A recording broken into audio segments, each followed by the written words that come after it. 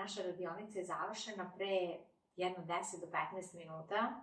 Ordinacija je u potpunosti sređena, sve je na svom mestu, kao da se ništa nije dogodilo. I sada, Ico, kakvi su ti utisci? Utisci su mi sjajni. Prošlog puta kad smo imali istu radionicu, kad smo pravili kolačiće sa našim drugarima, ja sam bila jako zadovoljna kako je sve to prošlo, tada se ta situacija odvijala u našem stanu u kojem živimo.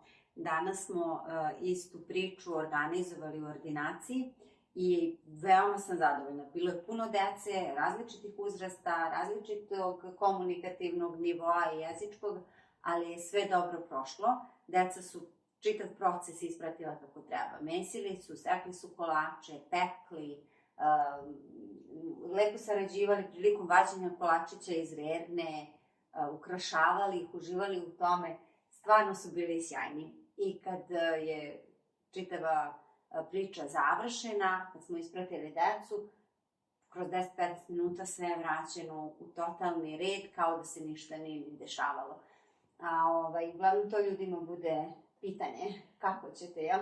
Da, i to je ono na čemu mi insistiramo, da se deca uključuju u realne životne aktivnosti i da se kroz njih adekvatno vode. I to je sada ono što je ključna stvar. Naša deca su naučena da kada dolaze imaju određeni sled koji prate, da se izuvaju, da okače svoju jaknu, da stave svoju obuću u cibelarnik i onda redom kako sada procedura teče. Istu stvar smo uradili i sada za kolačiće, sada je bila struktura složenija, ali smo ih vodili korak po korak. Davali smo instrukcije za korak koji se događa i za korak koji sledi i onda su oni to jako lepo pratili. Sad opet kad ovo kažem davali korak po korak, to znači da smo prilagodile instrukcije razvojnom nivou deteta, na tom nivou da ono može da razume. I onda sve bude u redu, to onda bude do te mere da iako su se kolači mesili i pekli i ukrašavali, nema farbe po zidovima, nema brašna po nameštaju i tako dalje. I